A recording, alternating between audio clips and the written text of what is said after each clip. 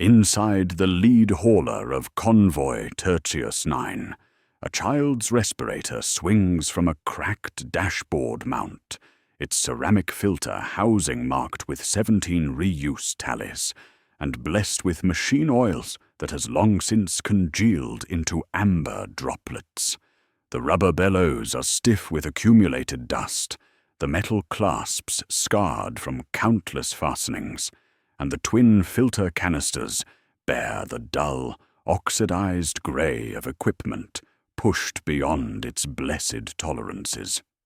Each tally represents another crossing through the ash wastes, another successful negotiation with the poisoned air, another fragment of life paid into the system that governs survival on this toxic frontier. The small brass plate, riveted to the respirator's side, bears the sacred inscription, "Atmospheric Tithe, paid in full," alongside a purity seal that expired 3 months ago. Every 7 breaths the valve ticks, every 1,000 the whine deepens. Somewhere around 30,000, the taste turns copper, and the cough begins. The ash wastes are not empty. They are a living system that converts human breath into imperial compliance. This is not metaphor. Here, air is counted, oxygen is commodified, and respiration becomes both tax and verdict. The convoy creeps forward through the perpetual shroud of airborne particulates, by instruments and habit, the way livestock learns a fence. Nobody sees the fence. Everyone feels it pressing against their lungs with each measured inhalation. At dawn, Convoy Tertius 9 performs the rite that keeps lungs and ledgers aligned. Filters are unshipped from blessed racks and lined on canvas, each cartridge weighed on scales whose needles have been consecrated to tremble at precise tolerances. Tech adept Cray reads the measurements with mechanical precision, engraving them into a data slate with a stylus that squeals against accumulated grit. Drivers crack seals, taste rubber, spit to clear particulates, and slot home the cartridges with the reverence reserved for weapons. Scrip changes hands in small, embarrassed exchanges, half-days of wages for the promise of another half-day of breathing. Chaplain Mordus intones the canticle of flow, while convoy children recite the anatomical components of respiration. Nostrils, trachea, bronchi, alveoli, capillaries, emperor. The liturgy transforms flesh into infrastructure, biology into blessed machinery. Behind the morning line, a coughing fit escalates to quiet panic before resolving into practiced stillness as the medicatent accepts another patient. The day's ledger records inputs and outputs without names, 34 filters issued, 6 refurbished, 2 condemned to salvage bins that feed the second breath market where citizens purchase back their exhalations exhalations at discount rates. Several kilometers eastward, in a hab cube stacked like shipping containers within the Guild of Necessary Passages field office, an assessor performs different calculations on the same breaths. He sits before a cogitator whose Auspex sensors sample atmospheric composition and return values in comfortingly bureaucratic numerals: particulate density, caustic index, human throughput efficiency. On waxed ledger paper, he inscribes acceptable atmospheric loss and calculates mortality as if death were a handling fee. For Tertius 9, predictive models suggest a 3.2 life loss over the projected 2-day crossing, rounded down to 3 for morale maintenance. This figure unlocks insurance reserves and tithe adjustments, and the assessor initials the page with a seal polished bright from constant use. Outside, a siren moans twice, signaling the activation of an atmospheric tithe protocol period. The protocol operates on cycles the Guild claims are purely meteorological. Pressure fronts accumulate, navigation pylons enter maintenance windows, filter supplies contract, and convoys learn institutional humility. A notice appears without commentary.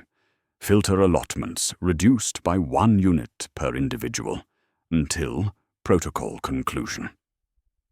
The assessor does not decide these reductions. The system implements them through chains of administrative levers. He merely operates. He is not malicious. He is an accountant of air, and the mathematics possess their own liturgy, their own inexorable grace. In the Medica tent, atmosphere carries the metallic tang of antiseptic mixed with boiled canvas. Patients occupy cots beneath pale strip lighting, whose electrical hum mimics broken respirators.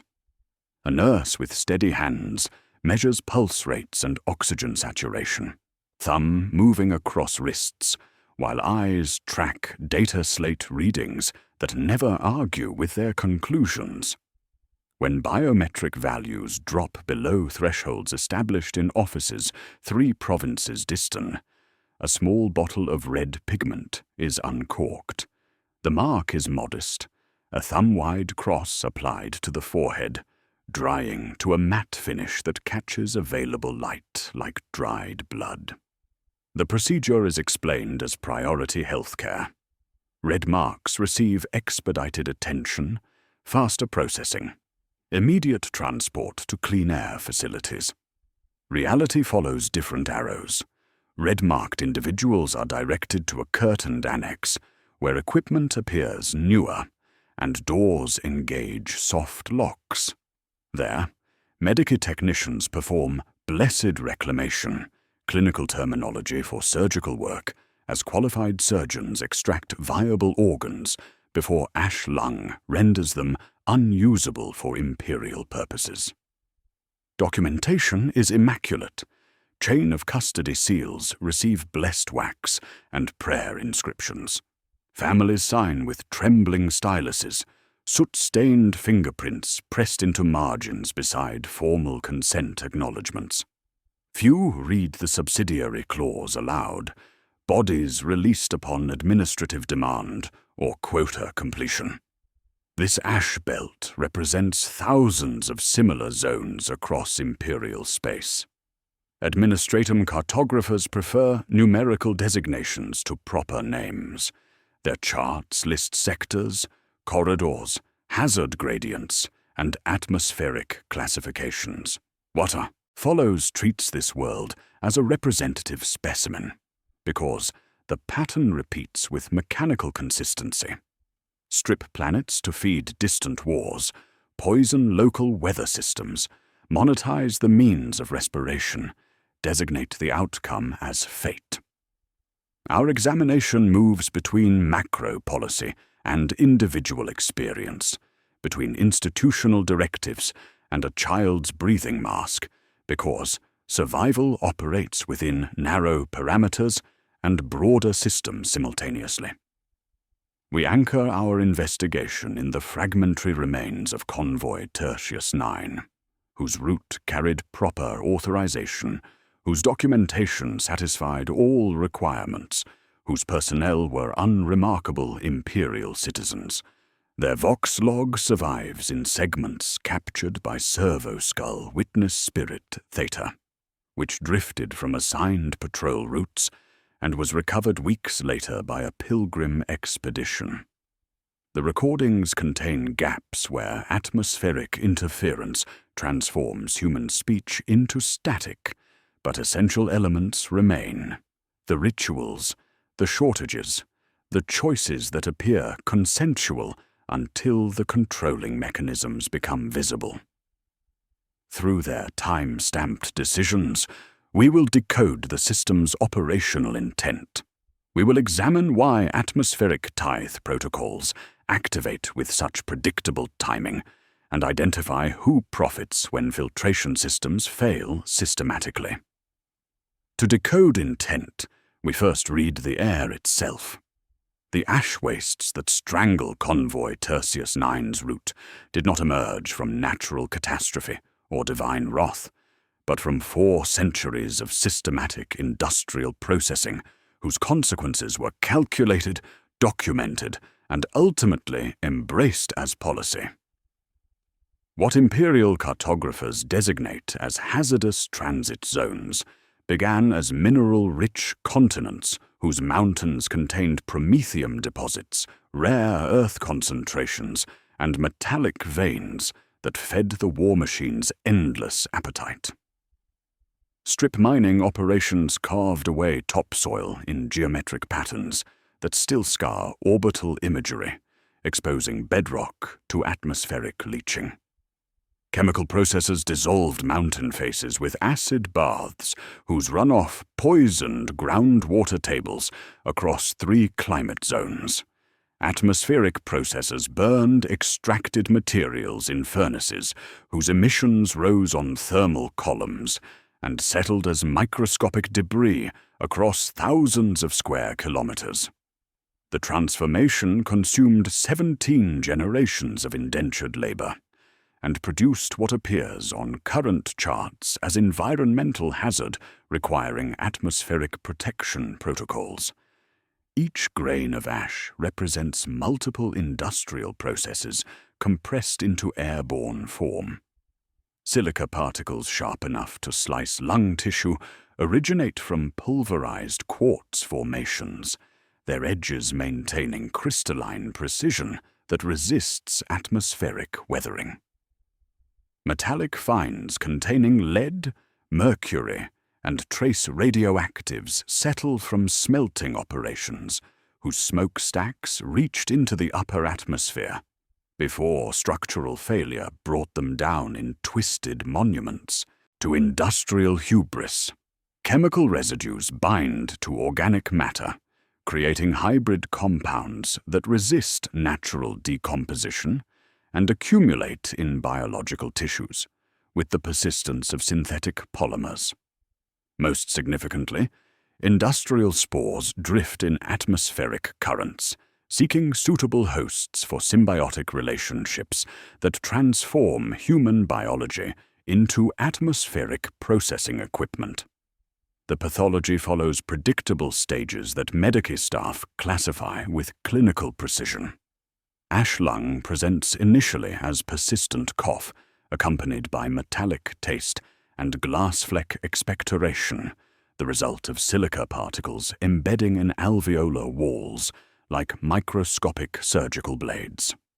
Cellular examination reveals systematic microlaceration and fibrosis that reduces oxygen exchange efficiency within weeks of exposure.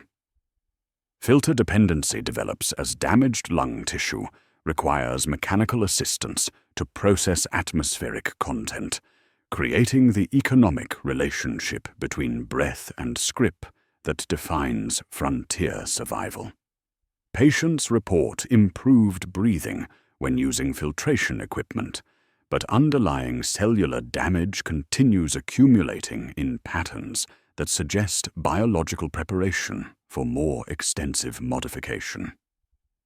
Spore colonization begins during the 2nd month as engineered organisms establish symbiotic relationships with modified lung tissue. Under laboratory examination, these spores display repeating hexagonal patterns consistent with manufactured polymers rather than natural evolution, their cellular walls containing synthetic compounds that respond to specific atmospheric conditions with programmed behaviors. They embed in damaged respiratory tissue, where capillaries deliver nutrients, sprouting microfilaments that align along airflow patterns to maximize atmospheric processing efficiency. Patients experience temporary improvement as spores begin processing atmospheric toxins directly within their respiratory systems, reducing dependence on mechanical filters while establishing biological infrastructure for deeper integration. The final stage, atmospheric integration, transforms human biology into living filtration equipment. Patients no longer require mechanical filters because their modified lung tissue processes atmospheric toxins more efficiently than manufactured equipment. Their skin develops protective qualities that resist chemical burns, taking on the slate-gray coloration that medical documentation describes as adaptive pigmentation.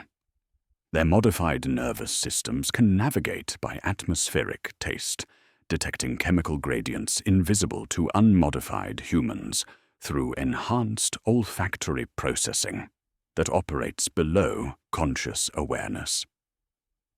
The respiratory system becomes bidirectional, not merely filtering incoming air, but exhaling processed compounds that carry the faint, sweet metal scent convoy crews learn to associate with the adapted.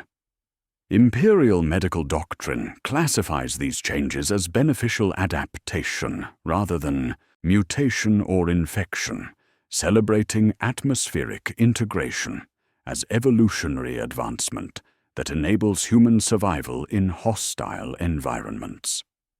Patients who complete the integration process receive enhanced work assignments and increased ration allocations, their biological efficiency translating directly into economic value. Their children inherit modified respiratory systems that process atmospheric toxins from birth, creating generational populations whose survival depends on continued atmospheric exposure rather than environmental remediation. The biological engineering appears too precise for natural development. Spore organisms show consistent genetic markers across multiple atmospheric zones, suggesting centralized design rather than random mutation.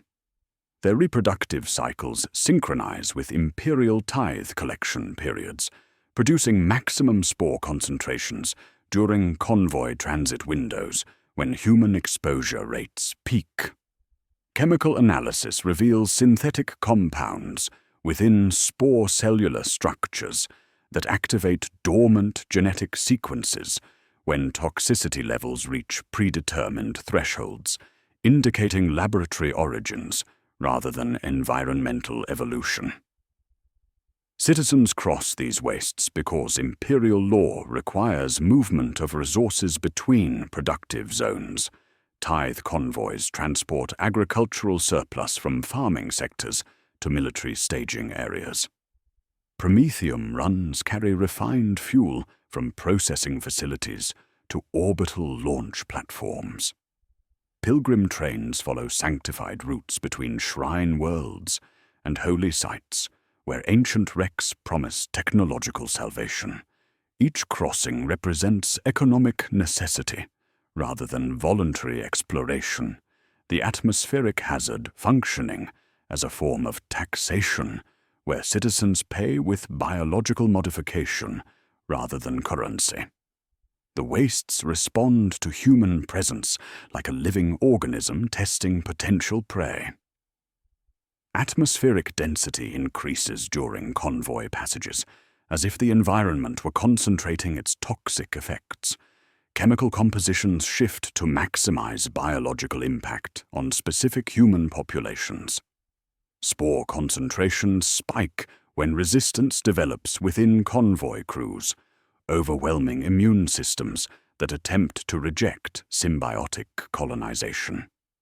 The pattern suggests environmental responsiveness rather than random weather phenomena, an ecosystem engineered to convert human biology into atmospheric processing infrastructure through managed exposure and institutional selection pressure.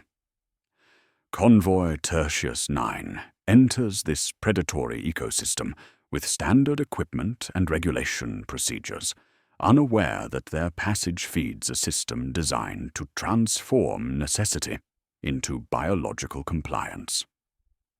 Their atmospheric specialist monitors conditions through instruments calibrated to detect the very changes their presence accelerates, while guild authorities who control their route profit from both the crossing and its biological consequences.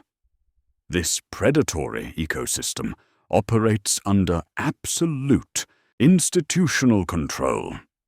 The Guild of Necessary Passage transforms hazardous transit into sacred bureaucracy, converting survival from biological necessity into administrative sacrament. Their prefabricated facilities squat along convoy routes, like industrial tumors, corrugated walls bearing weathered imperial insignia, and decades of accumulated grime from processing human movement through toxic environments. Inside climate-controlled offices, where air filtration systems hum with quiet efficiency, guild factors occupy sealed chambers while outside their windows, citizens queue in poisoned atmosphere with respirators that tick like mechanical heartbeats counting down to malfunction. Atmospheric blessing seals represent the guild's primary control mechanism and revenue stream. These documents, printed on blessed parchment with ink that changes color when exposed to specific atmospheric conditions, authorize individual passage through designated toxic zones for predetermined durations. The blessing process requires biometric scanning, atmospheric tolerance assessment, and payment of fees calculated according to formulas that factor personal wealth, cargo value, convoy size, and current atmospheric hazard ratings. Citizens present themselves for evaluation in examination chambers, where guild medici perform rapid health assessments, checking lung capacity, oxygen saturation, and cellular resistance to atmospheric toxins. The procedure resembles quality control more than medical care, each measurement recorded in ledgers that determine who breathes freely and who suffocates gradually. Route sanctification creates geographic funnels that direct human traffic through zones where atmospheric conversion occurs most efficiently. Guild surveyors examine atmospheric conditions, measure toxicity levels, and calculate human throughput capacity for potential routes before issuing sanctification certificates that authorize convoy passage. These assessments consider factors beyond atmospheric hazard, including proximity to guild facilities, accessibility for emergency response, and alignment with existing infrastructure that supports guild operations. Routes that pass through zones of optimal atmospheric integration receive priority sanctification, while paths that avoid spore concentration areas are classified as unsafe regardless of actual toxicity levels. Deviation from sanctified routes transforms wind into legal violation, each unauthorized breath recorded as atmospheric heresy. Filter quotas distribute survival equipment through lottery systems, whose randomness conceals careful selection criteria. Guild technicians maintain warehouses stocked with filter cartridges, whose distribution follows patterns that ensure scarcity during peak crossing periods, while providing adequate supplies for preferred populations. The lottery process involves drawing numbered tokens from blessed urns, while guild scribes record allocations in ledgers whose entries determine survival rates across demographic categories. A brass cage rotates, numbered tokens clack, crowds lean forward as families learn whether they will breathe at sanctioned efficiency or improvise with cloth and prayer. Citizens who receive insufficient filter allocations may purchase additional cartridges at premium rates from guild stockpiles, creating secondary markets where survival equipment circulates according to economic rather than biological need. The red mark system operates as official triage that sorts citizens according to their value within the atmospheric conversion economy. Guild medici perform mandatory health checks during the blessing process, examining respiratory function, cellular adaptation rates, and immune system responses to atmospheric exposure. Those displaying rapid integration potential receive unmarked status and standard processing, while individuals showing resistance to spore colonization are marked with red pigment applied to the forehead in a simple cross pattern. The procedure is explained as priority healthcare designation that ensures rapid treatment and specialized attention. But practical implementation routes marked individuals toward facilities where medical care consists primarily of organ harvesting, before integration resistance can spread to other populations. The mark is modest, a thumb-wide cross that dries to matte finish, catching available light like dried blood. Insurance mechanisms provide legal cover for atmospheric casualties, while generating profit streams that incentivize convoy losses. Guild policies offer scrip-for-loss payouts when convoys declare atmospheric casualties, with compensation calculated according to cargo value, personnel classification, and compliance with atmospheric tithe protocol procedures. The protocol requires convoy leaders to jettison atmospheric impediments when toxicity levels exceed blessed tolerances, with impediments defined through deliberately ambiguous language that includes equipment, supplies, and personnel whose continued presence threatens group survival. Payouts depend on proper documentation of protocol implementation, creating financial incentives for convoy leaders to abandon crew members rather than risk insurance claim rejection. An actuary priest in blue vestments recites the schedule of atmospheric casualty payouts with the precision of liturgy, transforming human life into actuarial calculation while maintaining legal compliance through procedural requirements.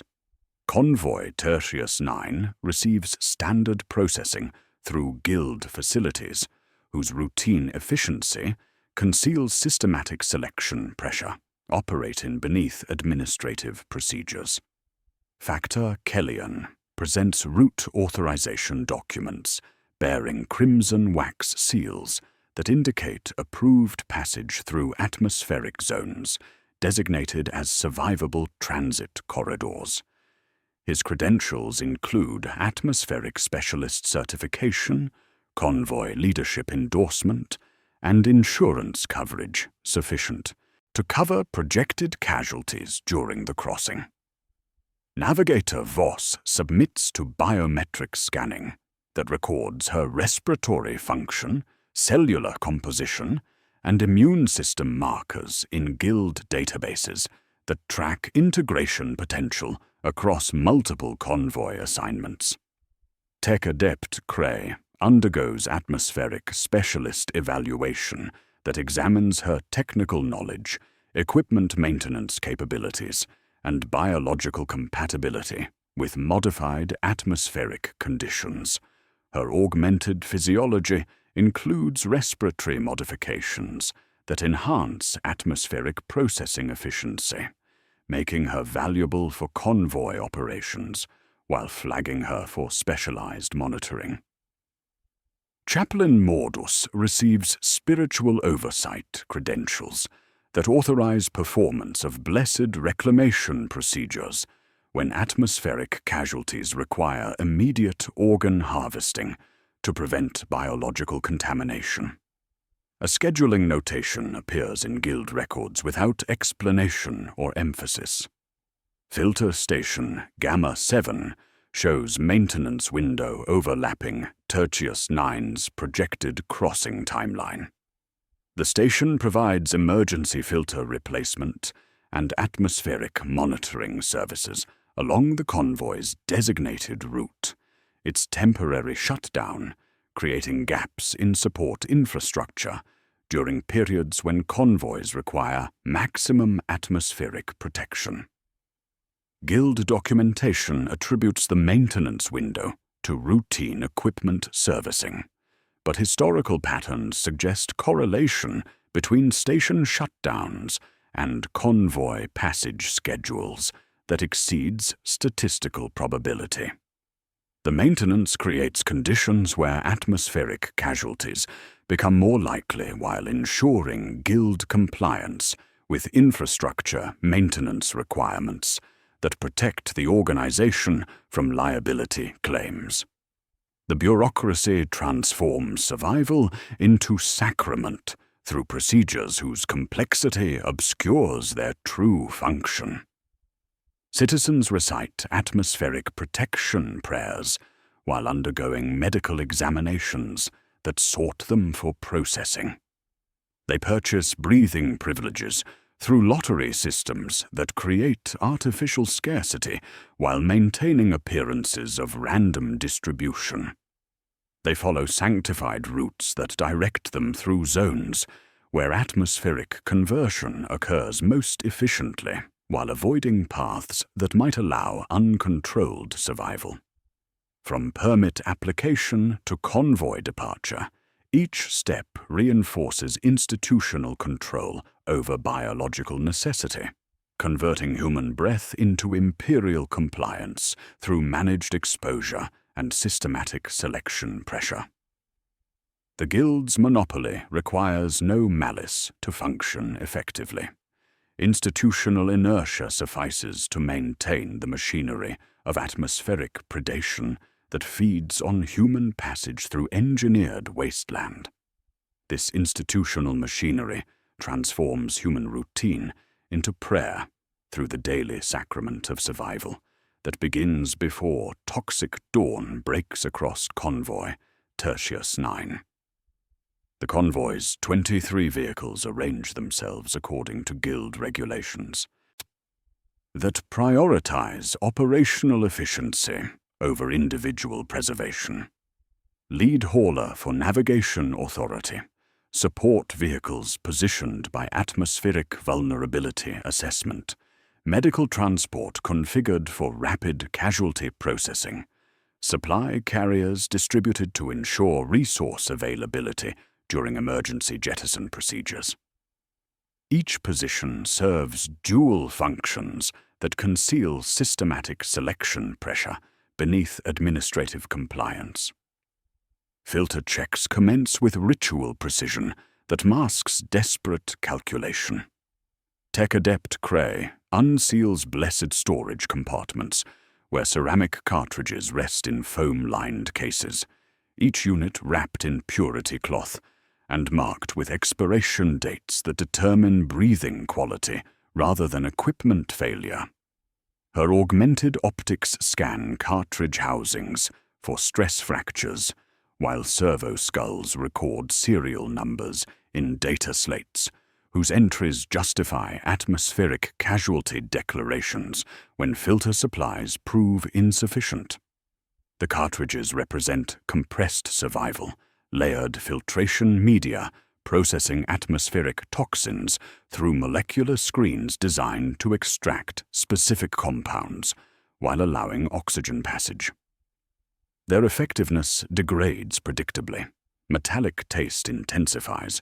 Breathing becomes labored. Finally, the cough begins as filter media saturates beyond capacity to process incoming poison. Citizens perform blessing rituals with movements learned through repetition rather than understanding. They crack filter seals listening for soft hiss, indicating proper atmospheric isolation, taste rubber gaskets for degradation signs, spit to clear accumulated grit despite sealed storage. Machine oil blessed by Tech Adept Cray is applied to moving parts with drops measured according to atmospheric density readings.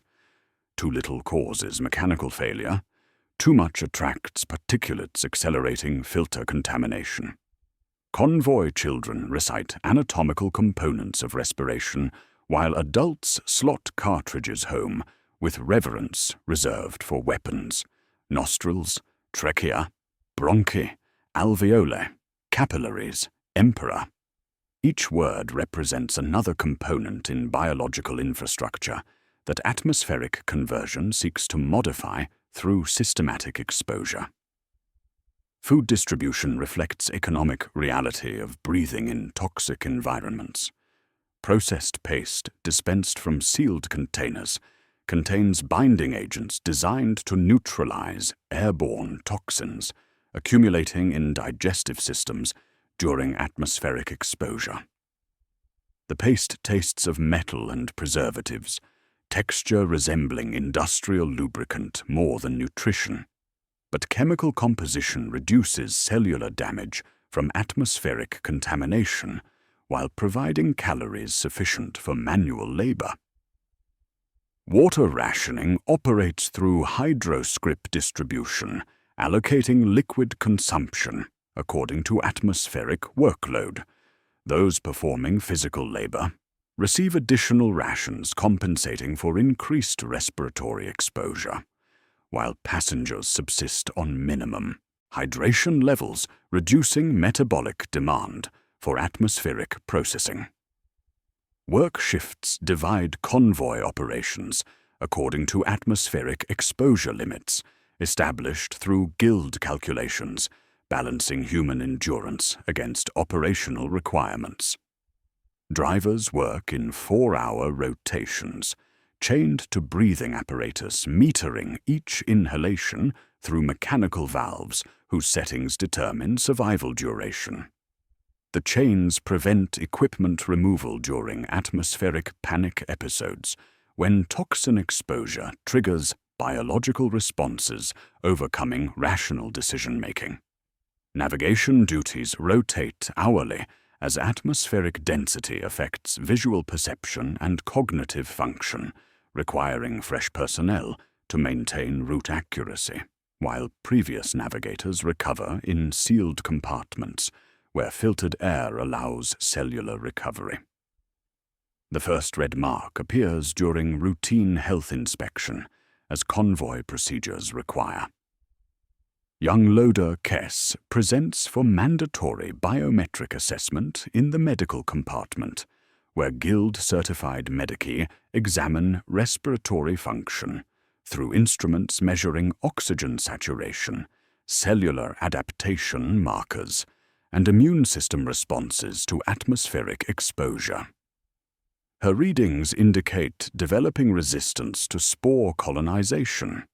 Lung tissue shows minimal integration despite 3 weeks atmospheric exposure, while cellular samples reveal immune responses actively rejecting symbiotic organisms attempting biological modification.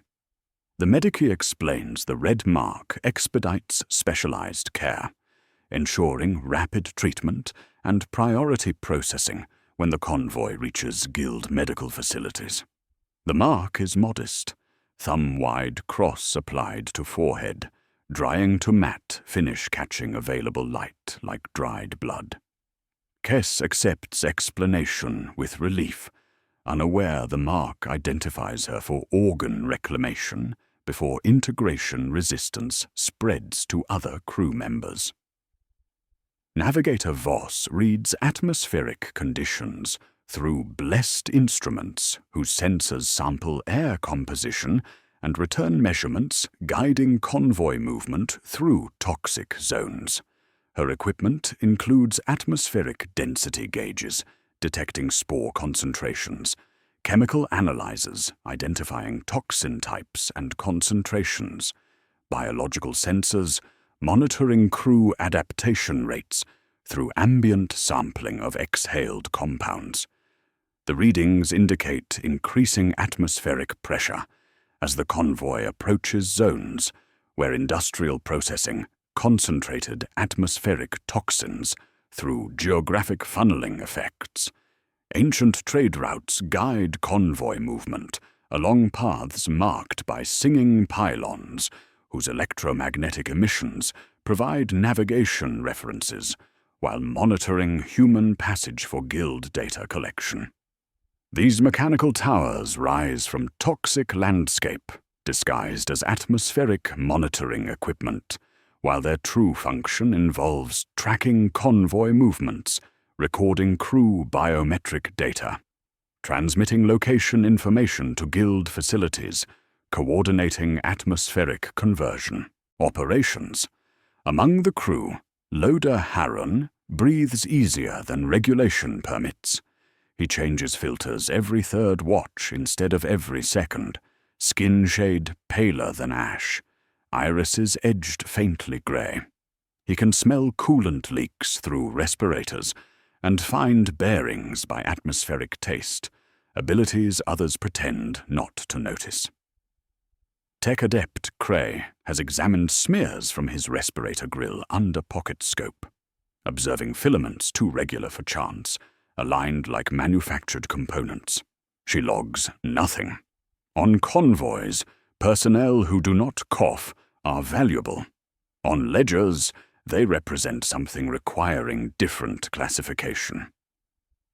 Servo Skull designated Witness Spirit Theta maintains continuous surveillance through recording equipment, documenting all personnel decisions, atmospheric readings, and biological responses for legal compliance and institutional analysis.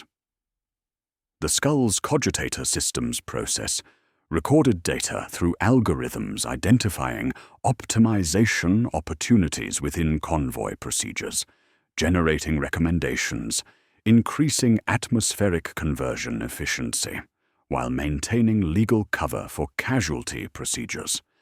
Its presence ensures atmospheric casualties are properly documented according to guild requirements, providing legal protection for convoy leadership while creating data streams, improving atmospheric conversion rates across multiple convoy operations. The crew maintains morale through humor masking, growing atmospheric pressure, and biological stress. They joke about atmospheric tithes as superstition, while instruments record increasing toxin levels exceeding blessed tolerances. They share stories of successful crossings, while filter cartridges saturate beyond effective protection levels. Navigator Voss's instruments detect pressure changes that will transform routine into crisis, where institutional priorities become explicit and definitions become orders determining who breathes and who suffocates in service to imperial compliance. Before institutional pressure transforms into explicit orders, the adaptive economy adjusts to atmospheric scarcity, with the precision of biological systems seeking equilibrium through alternative pathways. The first signals manifest as whispered Vox transmissions, offering second breath cartridges at discount rates, their availability correlating directly with guild-imposed filter restrictions during atmospheric tithe protocol periods. These shadow markets operate within the interstices of official distribution systems, exploiting systematic scarcity to generate profit streams that flow parallel to guild revenues, while providing survival resources to populations whose lottery allocations prove insufficient for atmospheric crossing requirements. Filter cartels emerge from within guild distribution networks, where technicians sort survival equipment according to contamination levels rather than safety specifications. Used cartridges removed from convoy respirators undergo blessed reconditioning, procedures involving chemical washes that mask accumulated toxins, mechanical cleaning that restores appearance without restoring function, and reapplication of purity seals using heated irons and consecrated wax. The refurbishment process strips saturated filtration media, bakes ceramic housings in solvent ovens to remove visible contamination, then repacks cavities with layered cloth treated with resin compounds that absorb specific atmospheric toxins for limited durations before failure. These second breath cartridges enter circulation through informal networks where guild personnel sell refurbished equipment to citizens whose financial resources cannot support fresh filter purchases at official rates. Atmospheric brokers establish trading operations within guild facilities, where survival becomes financial instrument, subject to speculation and market manipulation. They purchase clean air futures from guild stockpiles, while selling atmospheric insurance policies to families whose members face mandatory toxic exposure during convoy crossings. The brokers maintain climate-controlled offices, where filtered air enables normal respiratory function, while they calculate profit margins based on human suffocation projections across multiple convoy operations. Their ledgers record atmospheric density forecasts, spore concentration predictions, and biological adaptation statistics as market variables determining investment strategies in human survival equipment. Intelligence networks provide advance notification of scheduled pylon maintenance windows and atmospheric tithe protocol activations, enabling brokers to adjust pricing before atmospheric conditions deteriorate and demand for survival resources increases exponentially. Medical staff supplement guild wages through votive donation systems that delay red marking procedures and extend survival timeframes for citizens displaying integration resistance. The donations take forms ranging from family heirlooms to sexual services, their value calculated according to atmospheric exposure duration and biological modification rates, rather than traditional currency metrics.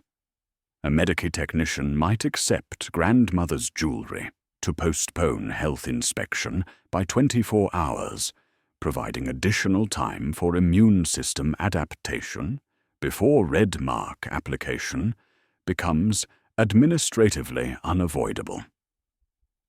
These transactions occur in medical compartments, where patient privacy regulations provide legal cover for corruption while maintaining appearances of proper healthcare delivery according to guild protocols.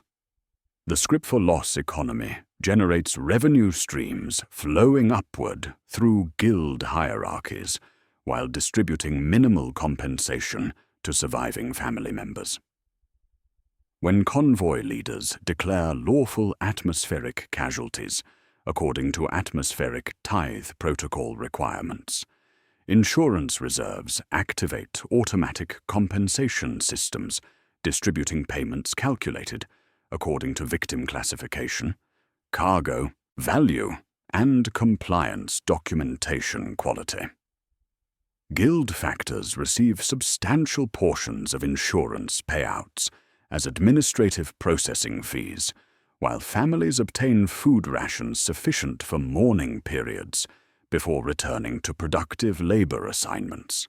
The system creates financial incentives for casualty declarations while maintaining legal compliance through bureaucratic procedures that transform human death into administrative processing and profit generation. Cargo manifest discrepancies reveal systematic resource diversion occurring during atmospheric events when convoy oversight becomes compromised through emergency procedures. Loads recorded as lost during atmospheric casualties appear in black market circulation through networks selling salvaged equipment and supplies at premium rates to populations requiring survival resources. The discrepancies suggest coordination between convoy personnel and black market operators, with atmospheric casualties providing cover for resource theft while maintaining legal compliance through emergency protocol documentation. Witness Spirit Theta's recordings capture conversations between crew members discussing cargo redistribution during atmospheric pressure events, their words indicating institutional knowledge of systematic resource diversion integrated into convoy operations. Citizens displaying beneficial adaptations become living currency within this shadow economy their biological modifications translating directly into enhanced economic value and specialized work assignments. Harren demonstrates respiratory efficiency that reduces filter consumption while enabling extended atmospheric exposure during external maintenance tasks that would incapacitate unmodified crew members. His skin displays protective pigmentation, resisting chemical burns, while his modified nervous system processes atmospheric information through enhanced sensory capabilities, detecting chemical gradients invisible to baseline humans. These adaptations enable navigation through toxic environments without mechanical assistance, making him valuable for guild operations while flagging him for specialized monitoring and potential biological harvesting when his modifications reach optimal development stages. Tech Adept Cray maintains equipment records documenting systematic patterns within this adaptive economy that suggest institutional coordination rather than spontaneous market development. Her analysis reveals chemical signatures within saturated filter media, indicating exposure to engineered compounds designed to accelerate filtration system failure during specific atmospheric conditions. The compounds appear in atmospheric samples collected during convoy passages, their concentrations increasing during guild-designated maintenance windows, when support infrastructure becomes unavailable for emergency assistance. Her findings indicate atmospheric contamination is managed rather than random, with toxin concentrations adjusted to maximize biological impact during convoy crossing periods, when black market demand reaches peak levels. This shadow economy functions as integral component within larger institutional systems, rather than parasitic growth upon legitimate commerce. Each black market transaction reduces immediate pressure on official distribution networks, while generating data streams that inform guild optimization algorithms. Citizens who purchase Second Breath cartridges demonstrate market demand for survival resources, justifying continued scarcity maintenance within official channels. Families who provide votive donations for medical delays create revenue streams supplementing Medici wages, while extending biological monitoring periods that improve integration assessment accuracy. The adaptive economy serves as pressure valve, allowing institutional systems to shed excess resources while maintaining operational efficiency and legal compliance.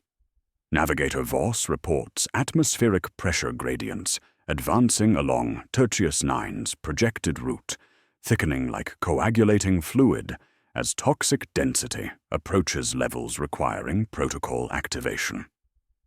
Filter Station Gamma 7's status beacon strobes amber, indicating reduced operational capacity that typically precedes complete shutdowns during maintenance windows. Second Breath cartridges already distributed among crew members show visible saturation as their improvised filtration. Media darkens beyond effective protection capacity.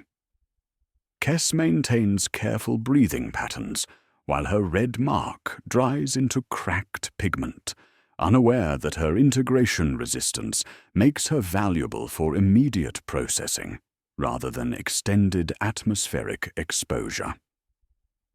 Harren assumes external monitoring positions without respiratory distress, his adapted physiology enabling continued function as atmospheric conditions deteriorate beyond baseline human tolerance. Factor Kellyan receives updated guild bulletins whose language transforms atmospheric hazard into administrative opportunity. Maintenance scheduled, filter conservation advised, protocol documentation preparation required, sanctified route markers operating at reduced reliability. The adaptive economy has completed its preparation phase, establishing resource flows and profit channels that will optimize institutional benefit from approaching atmospheric crisis. Ahead, navigation pylons rise through toxic atmosphere, like mechanical monuments, their electromagnetic songs providing guidance signals while monitoring human passage for guild data collection systems that correlate biological exposure with economic optimization metrics. Those mechanical monuments rise from toxic landscape like skeletal fingers, conducting an electromagnetic symphony, their corroded lattices bearing decades of atmospheric scarring, while maintaining structural integrity through blessed maintenance rituals that preserve essential functions beneath cosmetic deterioration. The singing emerges first as sound, before structure, low harmonics rolling across the flats like metal throat singing, stitched to poisoned wind, resonance frequencies that occupy the space between prayer and instrument check. Convoy crews call it song, because the tones demand response without words, electromagnetic pulses that penetrate toxic atmosphere where visual navigation fails completely.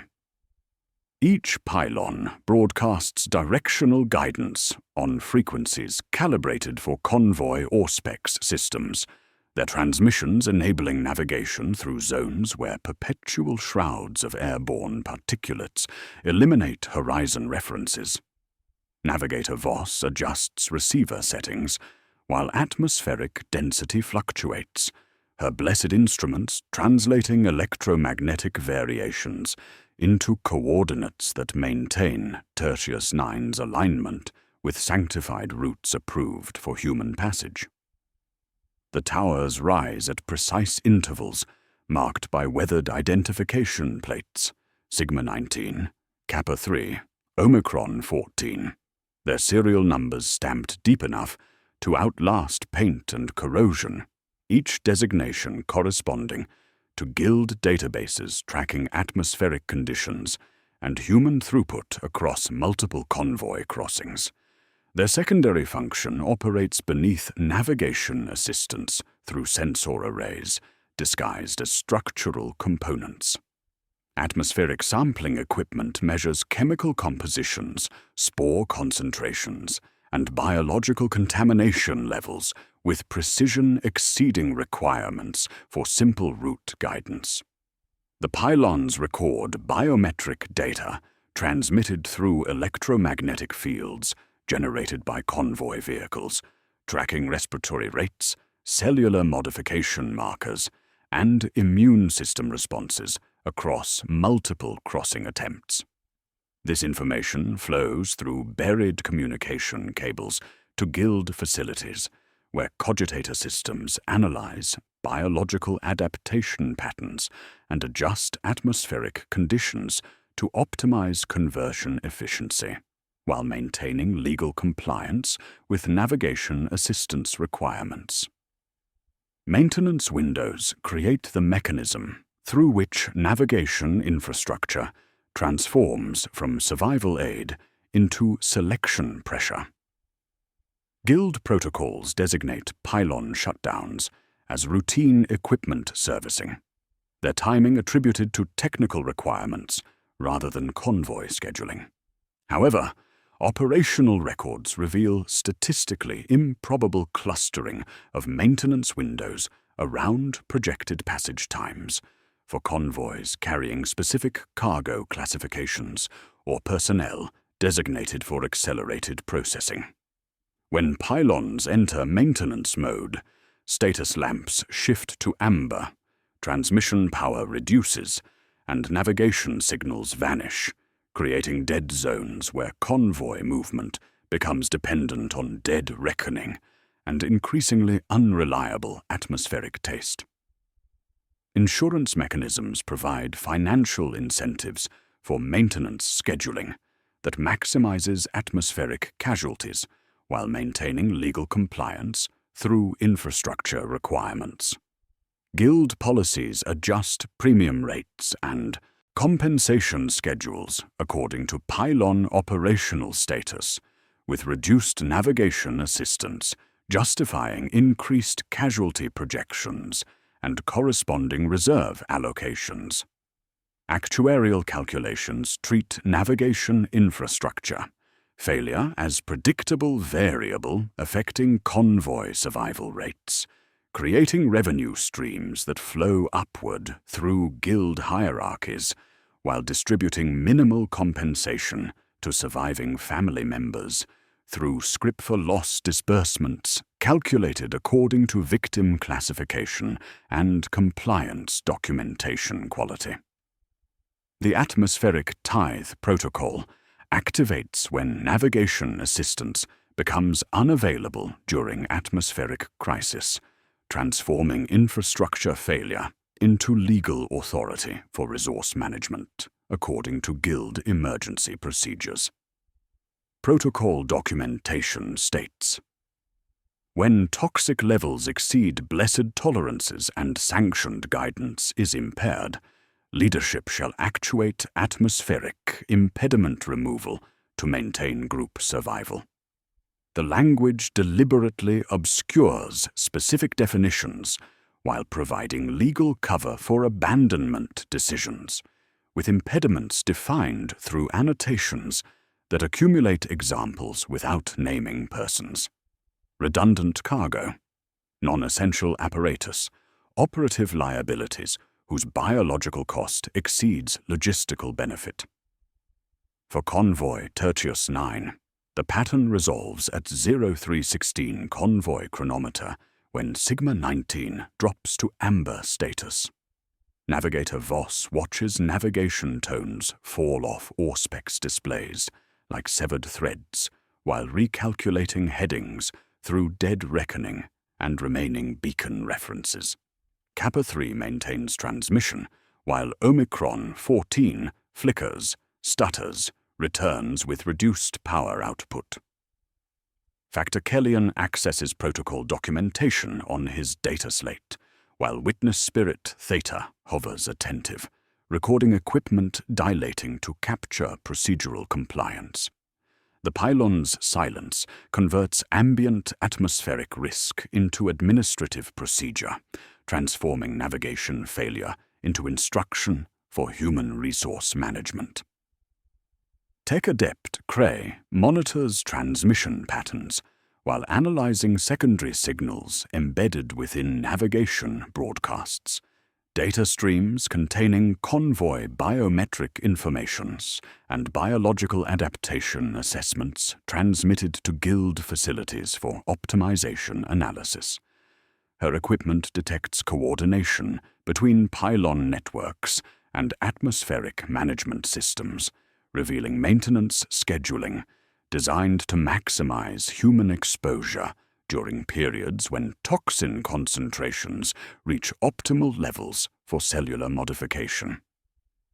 Chemical analysis of atmospheric samples shows engineered compounds designed to accelerate filtration system failure during specific conditions, their concentrations increasing during Guild-designated maintenance windows, when support infrastructure becomes unavailable. Harron demonstrates enhanced atmospheric navigation capabilities that exceed baseline human sensory processing, his adapted physiology enabling chemical gradient detection. Through modified respiratory systems, he suggests course corrections without consulting instruments, head tilted, as if tasting atmospheric composition where mechanical guidance fails. Left 2 degrees, he says unprompted, his recommendations showing uncomfortable agreement with residual chemical measurements that confirm his biological modifications provide navigation assistance superior to mechanical systems. Cray notes these suggestions while overlaying pylon outage schedules with Guild casualty claim calendars discovering correlation coefficients that exceed statistical probability for random equipment failure. Multiple maintenance windows cluster around Tertius IX's projected route, creating navigation hazards that force convoy movement through atmospheric concentrations optimized for biological modification.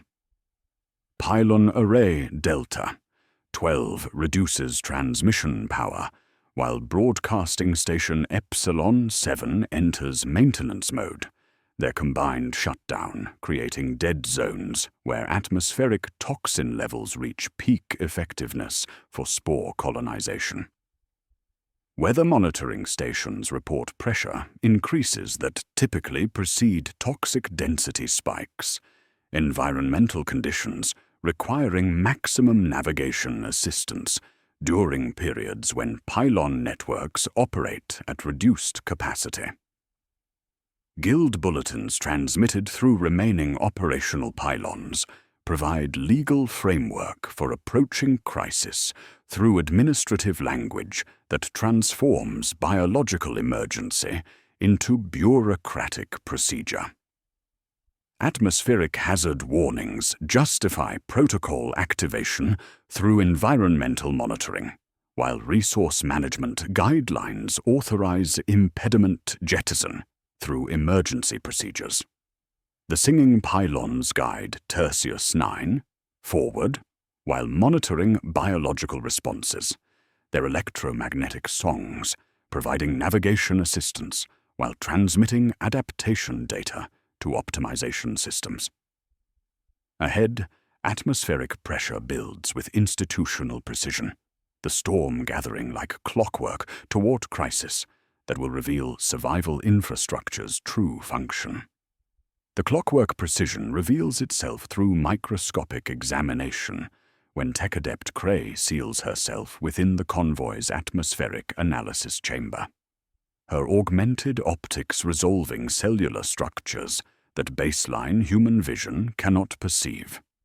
She processes tissue samples collected during routine health monitoring, extracting respiratory cells from adapted crew members whose modifications exceed natural evolutionary timescales by several orders of magnitude. Under the blessed light of her portable scanner, what Guild doctrine celebrates as beneficial adaptation transforms into systematic biological colonization operating with the terrifying precision of engineered design. The samples reveal microscopic organisms embedded within alveolar walls like precision machinery, their cellular structures containing synthetic polymers arranged in hexagonal patterns consistent with manufactured components rather than biological development. When Cray isolates tissue from Harron's modified respiratory system, the organisms display artificial modification signatures that exceed natural evolutionary capacity. These spores contain synthetic genetic sequences that activate dormant human genetic markers when atmospheric toxin levels reach predetermined thresholds, triggering biological modifications that enhance atmospheric processing efficiency while maintaining host organism viability. Under magnification, the filaments spring barbs that lock to damaged tissue, like rivets biting steel. Harron's sample answers like a choir, arranging itself along airflow channels into tight lattices that resemble architecture more than biological tissue. When she adds trace amounts of machine oil, the structures thicken, forming nodes that pulse to her auspex's electromagnetic frequency, as if taking tempo from the dying pylon signals. The organisms are not parasitic infection, but compliance-rendered cellular, biological conversion equipment establishing symbiotic relationships with human respiratory systems. The spores function through engineered metabolic pathways that transform lung tissue into atmospheric processing infrastructure. Infected cells demonstrate enhanced oxygen exchange efficiency, while simultaneously filtering atmospheric toxins through modified cellular membranes. The organisms embed in damaged respiratory tissue, where capillaries deliver nutrients, sprouting microfilaments that align along airflow patterns to maximize atmospheric processing capacity, while reducing dependence on mechanical filtration equipment. Harron's respiratory system processes atmospheric toxins more efficiently than manufactured filter equipment, while exhaling processed compounds that carry distinctive chemical signatures detectable through atmospheric sampling. Cray's analysis reveals correlation between spore engineering and guild atmospheric management systems, indicating institutional coordination rather than environmental hazard. Chemical analysis of atmospheric samples shows synthetic compounds designed to accelerate spore colonization during specific atmospheric conditions, their concentrations increasing during convoy passage periods, when human exposure rates reach optimal levels for biological conversion. The compounds appear in atmospheric monitoring data collected by guild sensors, revealing institutional knowledge of engineered biological modification disguised as natural environmental management. The adapted workers demonstrate collective behavioral patterns, suggesting neural modification beyond individual enhancement. They move in coordinated formations without verbal communication. Their actions synchronized through chemical signaling systems that operate through atmospheric exchange rather than conscious coordination. During external maintenance tasks, adapted crew members position themselves according to atmospheric flow patterns while maintaining work efficiency that exceeds baseline human capacity in toxic environments. Their collective behavior indicates biological networking through shared atmospheric processing that enables group coordination through chemical communication. The red mark system functions as early detection for integration resistance rather than priority healthcare, routing individuals displaying immunity to atmospheric conversion for organ harvesting before their biological resistance can compromise institutional optimization objectives. KESS displays immune system responses actively rejecting spore colonization, her cellular samples revealing antibody production targeting synthetic organisms attempting biological integration.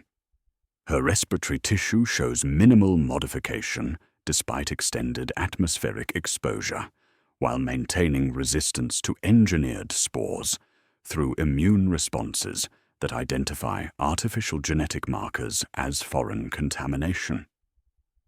Guild medical documentation classifies these modifications as beneficial adaptation rather than biological contamination, celebrating atmospheric integration as evolutionary advancement that enables human survival in hostile environments.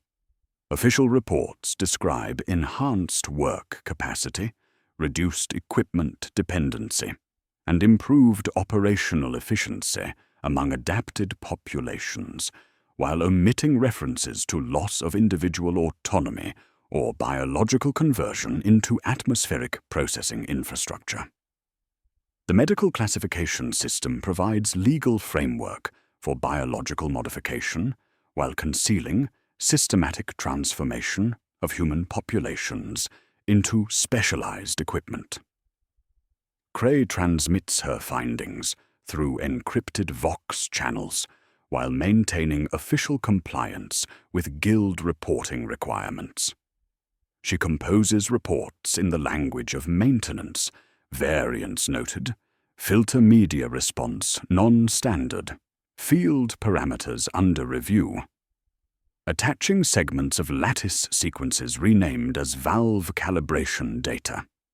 If someone examines the data, they will discover the truth. If they do not, The evidence will ride with them into the approaching storm, disguised as routine technical documentation. The atmospheric storm systems respond to human biological resistance through increased spore concentrations and enhanced toxin levels that overwhelm immune systems attempting to reject biological modification.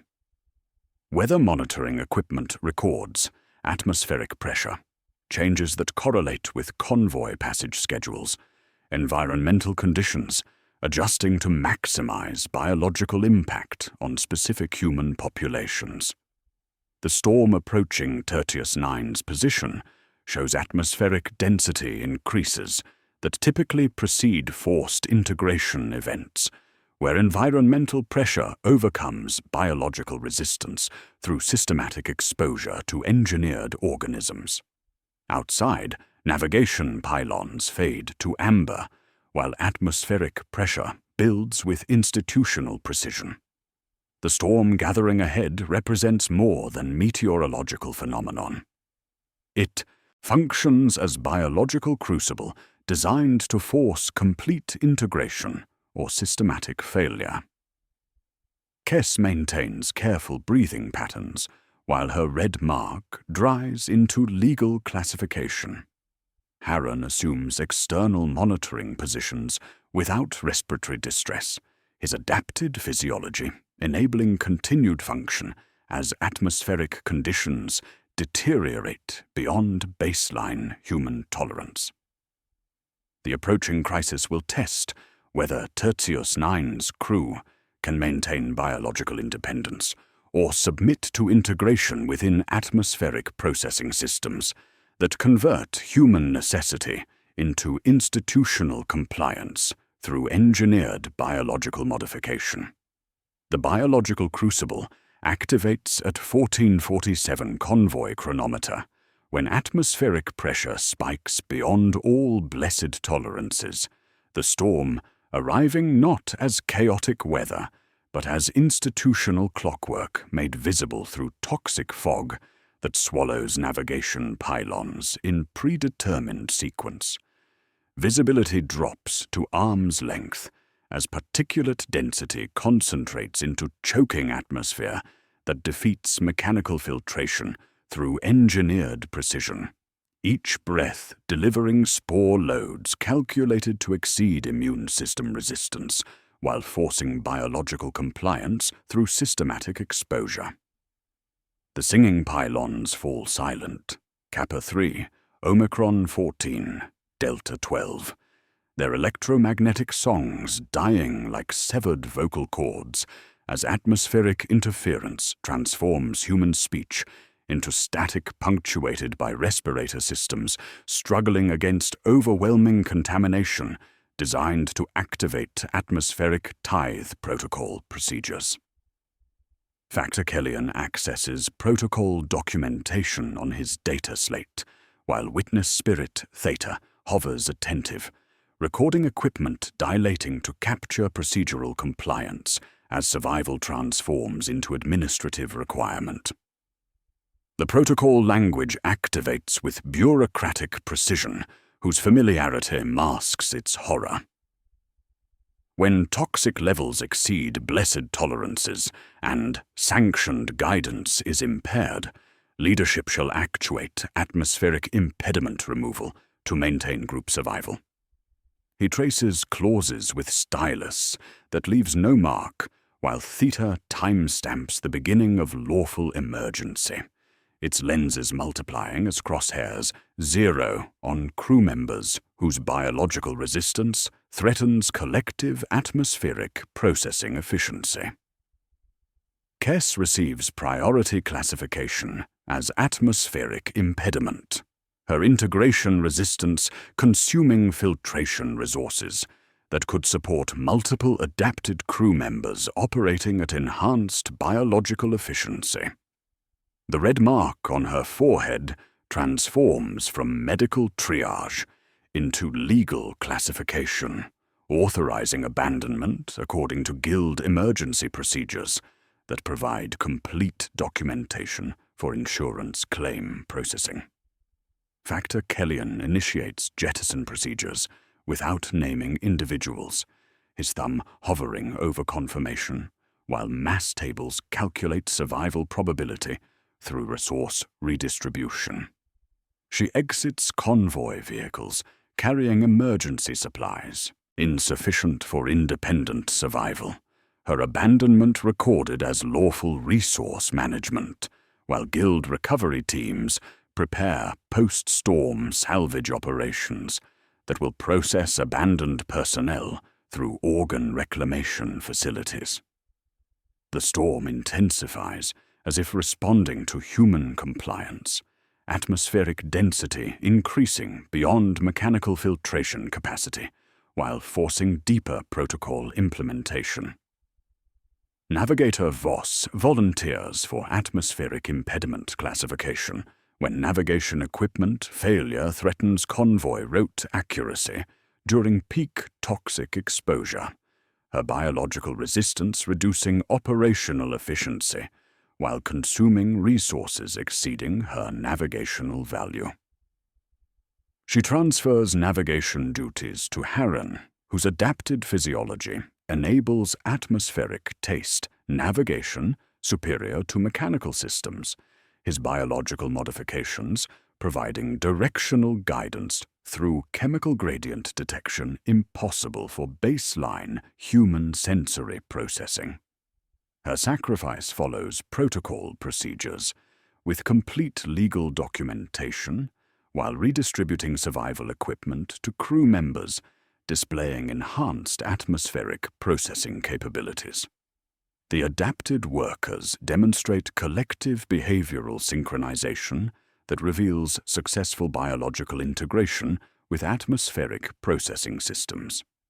Harren, Loader Vane, and atmospheric specialist Jorik function as integrated biological unit, processing atmospheric toxins through shared respiratory systems that enable group coordination without verbal communication. They position themselves according to atmospheric flow patterns, while performing external maintenance tasks that would incapacitate unmodified crew members, their movements synchronized through chemical signaling systems operating through atmospheric exchange rather than conscious coordination. They open side hatches not for jettison, but absorption, standing at openings with faces turned into the maelstrom, while their modified lung tissue processes toxic air more efficiently than manufactured equipment, their bodies functioning as living filters that improve atmospheric conditions for remaining crew. Chaplain Mordus performs blessed reclamation procedures on abandoned personnel according to ritual authority that transforms individual death into institutional resource acquisition. His surgical equipment operates through blessed protocols, maintaining sterile conditions despite toxic atmospheric exposure, extracting viable organs while recording chain of custody documentation, ensuring legal compliance with resource recovery requirements. He works with practiced efficiency, because legality requires speed. Organs harvested too late lack value for imperial purposes. The procedures sanctify biological harvesting as sacred duty, while generating revenue streams that flow upward through guild hierarchies during atmospheric emergency operations. The storm responds to biological resistance through systematic escalation, toxin concentrations, adjusting to maximize conversion pressure on crew members displaying continued integration resistance. Atmospheric density reaches critical thresholds that overwhelm mechanical filtration while forcing adaptation through concentrated spore delivery, exceeding immune system capacity to reject foreign organisms. The environmental pressure functions as selection mechanism, designed to eliminate biological independence while rewarding atmospheric integration through enhanced survival capacity and operational efficiency during peak toxic exposure. Witness Spirit Theta records complete procedural compliance while documenting biological adaptation patterns for guild optimization analysis. Its cogitator systems processing atmospheric casualty data through algorithms identifying institutional improvements for future convoy operations. The servo skull captures the adapted workers' collective behavior as they navigate through chemical taste while maintaining convoy movement, their synchronized exhalations creating atmospheric processing networks that transform individual survival into group efficiency, serving institutional objectives. The storm reveals atmospheric processing systems' true function as biological conversion infrastructure that converts human necessity into institutional compliance through engineered environmental pressure and systematic selection for atmospheric integration over individual resistance. The convoy emerges lighter, more compliant, and biologically optimized for atmospheric processing efficiency, having shed impediments while retaining personnel whose modifications serve institutional objectives. The storm subsides with mechanical precision, its work complete, leaving behind crew members whose survival depends not on mechanical equipment, but on biological integration with atmospheric systems designed to convert human passage into Imperial compliance through engineered selection pressure disguised as environmental hazard. The storm's mechanical withdrawal leaves convoy Tertius 9 breathing with altered rhythms, their survival purchased through biological modifications that medical documentation classifies with clinical precision, disguising the reality of systematic human conversion into atmospheric processing infrastructure. In the convoy's expanded medical compartment, Dr. Vex Thorn conducts post-exposure examinations using blessed instruments whose readings reveal microscopic architecture, transforming human physiology into specialized equipment serving institutional atmospheric management objectives. The pathological progression follows predictable stages, whose clinical terminology masks systematic biological colonization operating with engineered precision. Respiratory modifications demonstrate complete spore integration, where synthetic organisms have established permanent symbiotic relationships with alveolar walls, creating biological filtration networks that process atmospheric toxins more efficiently than manufactured equipment. Harron's lung tissue shows bidirectional atmospheric processing capabilities, not merely filtering incoming toxins, but actively converting atmospheric compounds into breathable air through cellular chemistry that operates independently of mechanical assistance. His respiratory system exhales processed compounds, carrying distinctive chemical signatures, detectable through atmospheric sampling, marking him as successful conversion into living filtration equipment. Dermal modifications progress beyond protective pigmentation into specialized atmospheric interface systems, enabling chemical communication and toxin processing through skin absorption. The adapted crew members display slate-gray coloration, containing microscopic pores that sample atmospheric composition while secreting processed compounds, their skin functioning as external respiratory systems, supplementing modified lung capacity. Chemical analysis reveals synthetic markers within skin secretions that carry information about atmospheric conditions, biological status, and coordination signals, enabling group function through chemical communication networks that operate below conscious awareness. Neural modifications enable atmospheric taste navigation and collective behavioral coordination through shared chemical processing that eliminates individual autonomy while optimizing group efficiency. Brain tissue samples show synthetic neural pathways connecting modified sensory systems to atmospheric processing centers, enabling chemical gradient detection through enhanced olfactory processing that provides directional guidance superior to mechanical navigation systems. The adapted demonstrate synchronized decision-making through pheromone exchange that bypasses verbal communication, their collective behavior indicating successful biological networking through shared atmospheric chemistry. The medical infrastructure managing this transition operates through quarantine protocols, disguised as specialized health care that conceals systematic conversion procedures within clinical procedures.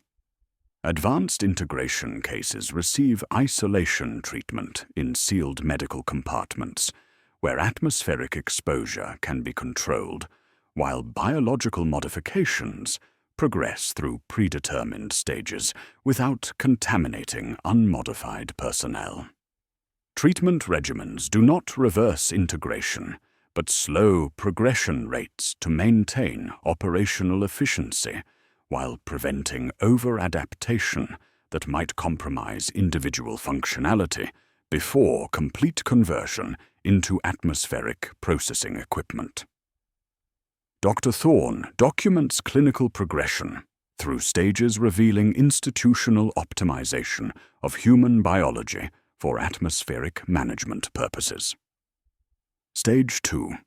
Integration produces enhanced atmospheric tolerance and reduced equipment dependency, while maintaining individual consciousness necessary for convoy operations. Stage 3 demonstrates collective behavioral patterns and chemical communication capabilities while preserving operational skills required for specialized atmospheric work assignments. Stage 4 achieves complete atmospheric processing efficiency through biological systems that eliminate mechanical filtration requirements, while enabling group coordination through shared atmospheric chemistry, though subjects require reassignment to exterior maintenance brigades, where individual thought becomes redundant. The red mark system functions as early detection for integration resistance threatening systematic biological conversion through immune system responses, rejecting synthetic organisms attempting cellular modification. Medical assessment identifies individuals whose biological resistance prevents successful integration while consuming filtration resources that could support multiple adapted crew members operating at enhanced efficiency. Red-marked personnel receive immediate processing through organ reclamation procedures that harvest viable biological components before integration resistance spreads through immune system communication. Their abandonment during atmospheric crisis, providing legal cover for resource redistribution according to Guild emergency protocols. Blessed reclamation procedures provide institutional framework for organ harvesting, disguised as medical treatment that converts biological resistance into recoverable resources while maintaining procedural compliance with Imperial healthcare requirements.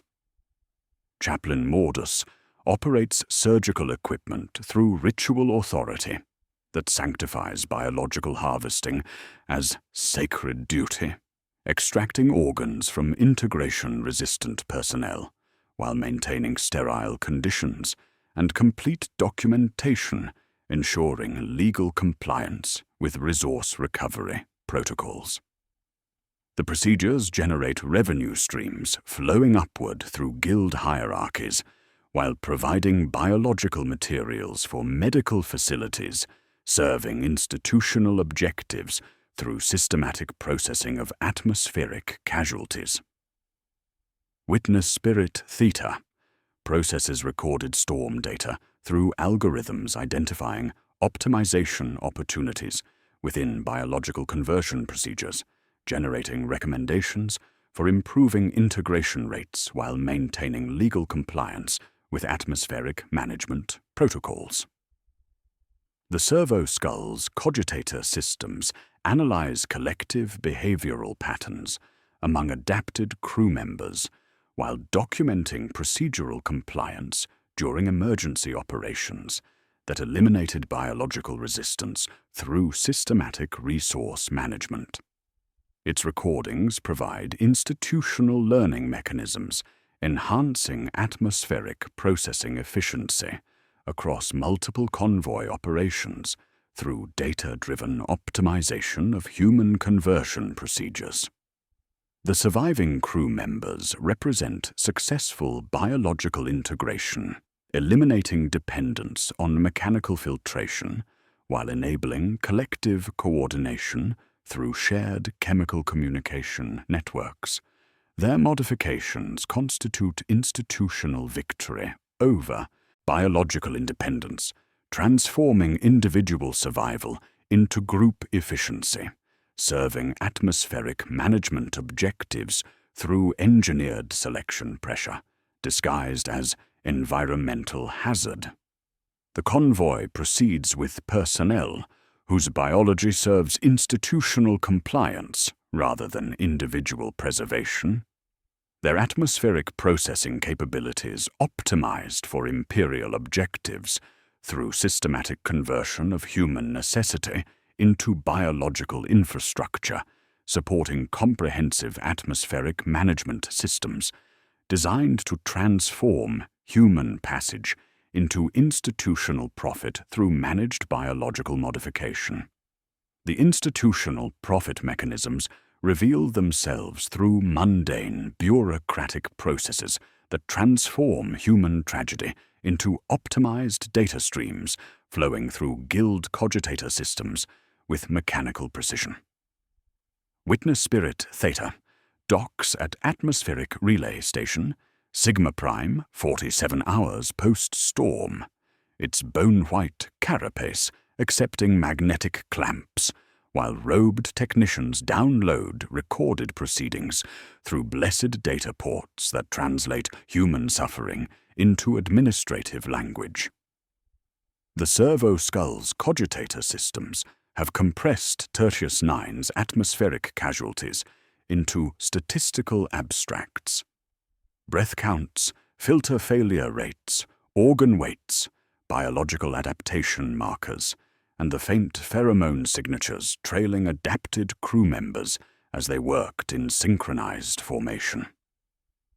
Administratum auditors process these recordings not as human testimony, but as numerical patterns requiring correlation analysis through algorithms designed to identify optimization opportunities within atmospheric management systems. Senior scribes compare Tertius IX's casualty rates against 21 parallel convoy operations, discovering statistical harmonics that exceed probability thresholds for random occurrence. Maintenance window scheduling correlates with convoy passage timing at 94% consistency, creating atmospheric casualties during periods when insurance reserves reach optimal payout levels while generating maximum revenue through resource recovery operations. The correlation coefficients indicate systematic coordination rather than environmental hazard, with pylon shutdowns occurring within 18 minutes, windows of projected atmospheric pressure spikes. Insurance mechanisms provide the financial architecture, enabling systematic atmospheric casualties while maintaining legal compliance through actuarial calculations that treat human death as predictable variable affecting convoy survival rates. The schedule of atmospheric casualty. Payouts operates like sacred text, its clauses burnished through constant use, while underwriter priests in blue vestments process claims with liturgical precision. Script for loss disbursements flow to surviving families as minimal compensation, while substantial processing fees ascend through guild hierarchies, creating revenue streams that incentivize casualty generation rather than prevention. Premium adjustments reflect pylon operational status and atmospheric hazard ratings, with reduced navigation assistance justifying increased casualty projections and corresponding reserve allocations. The optimization feedback loops operate through automated administrative processes whose complexity obscures individual responsibility, while maintaining institutional efficiency through systematic refinement of human conversion procedures. Cogitator systems analyze witness spirit theta's atmospheric casualty data through algorithms calculating optimal maintenance scheduling, filter distribution patterns, and biological adaptation rates that maximize conversion efficiency while preserving legal compliance frameworks. Each convoy crossing provides institutional learning data, improving atmospheric processing systems through iterative enhancement of human modification procedures disguised as environmental hazard management. Medical facilities receive funding allocations calculated according to organ reclamation quotas and biological processing efficiency, creating institutional incentives for systematic harvesting of atmospheric casualties processed through emergency protocols. The more viable biological components extracted from red-marked individuals and atmospheric casualties, the greater their resource allocations for subsequent operations. This transforms medical infrastructure from healing institution into biological processing facility, where triage becomes sorting mechanism for valuable organic materials, with clinical terminology of blessed reclamation providing sanctified cover for systematic organ farming operations. Secondary markets complement official guild revenues through resource recycling systems that extend equipment lifespan beyond safety specifications while maintaining appearances of adequate supply availability. Filter cartels operate within guild distribution networks, where technicians sort equipment according to contamination levels rather than safety requirements, selling refurbished filtration systems to populations whose financial resources cannot support official pricing structures. These black market flows reduce pressure on legitimate distribution systems while generating additional profit through atmospheric casualty equipment recovered during storm operations. The bureaucratic machinery operates without conscious malice through institutional optimization processes that maximize departmental efficiency metrics without considering cumulative human cost. Guild atmospheric management divisions receive performance evaluations based on throughput rates and resource recovery statistics, while medical facilities obtain assessments calculated according to biological processing quotas. Each department optimizes individual metrics within institutional parameters that collectively maintain atmospheric processing systems through bureaucratic momentum rather than deliberate conspiracy. Yet, instruments are not the system's only readers. A junior scribe lingers over anomalous data in craze-disguised technical reports, copying fragments onto personal notes. Filaments entrain to beacon harmonic. In another office, a Medicae pauses before applying red marks, coughing twice to delay classification procedures. A maintenance technician sets pylon timer schedules 11 minutes late, then lights votive candles while watching chronometer displays. The machine notes each variance and incorporates deviation into optimization parameters. But within these statistical gaps, unsanctioned choices begin seeking atmospheric space where individual decision-making might still draw breath against institutional suffocation. The audit trail concludes with institutional victory over biological independence, transforming Tertius IX's atmospheric casualties into efficiency gains that justify continued optimization of human conversion systems designed to generate maximum Imperial compliance through systematic biological modification disguised as environmental hazard management. Those statistical gaps widen into breathing space where individual choice begins to operate beneath institutional oversight, small acts of procedural deviation coalescing into underground networks that exploit the very monitoring systems designed to prevent resistance. The junior scribe who lingered over Cray's disguised technical reports develops habits of systematic data preservation, copying atmospheric engineering fragments into personal ledgers disguised as routine transcription work, while maintaining official compliance with guild documentation requirements.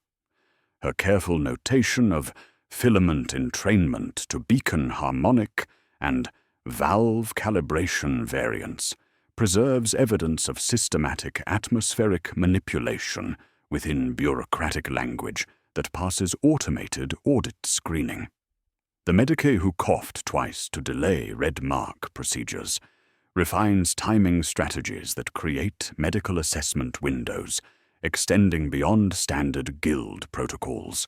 Her sterility verification procedures and equipment calibration delays, providing additional time for immune system recovery before integration resistance triggers classification for organ reclamation.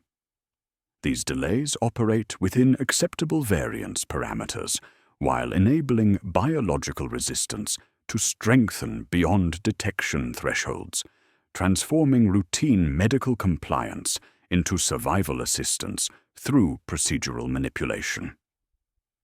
Tech adepts engage in blessed maintenance procedures that subtly extend pylon operational windows during convoy passage periods, their modifications disguised as routine equipment servicing, while actually preventing systematic navigation infrastructure shutdown designed to create atmospheric casualties. The maintenance technician who adjusted timer schedules by 11 minutes expands the practice across secondary pylon networks, creating cascading delays that maintain navigation assistance during peak toxic exposure when convoys require maximum atmospheric protection. These interventions reduce casualty rates while maintaining appearances of equipment variance rather than deliberate interference with guild optimization systems. Dr. Sarah Vane operates underground medical facilities within decommissioned atmospheric monitoring stations, whose Faraday cage infrastructure provides electromagnetic shielding from guild surveillance systems while enabling unauthorized medical research. Her laboratory occupies the sub-level annex of defunct filter station Gamma 7, its rusted identification plates concealing active medical operations behind official maintenance purgatory status. She practices reversal medicine targeting synthetic organisms before permanent symbiotic establishment, her research documenting successful treatment of early-stage atmospheric integration through enzyme solutions that dissolve artificial genetic markers while preserving human cellular integrity.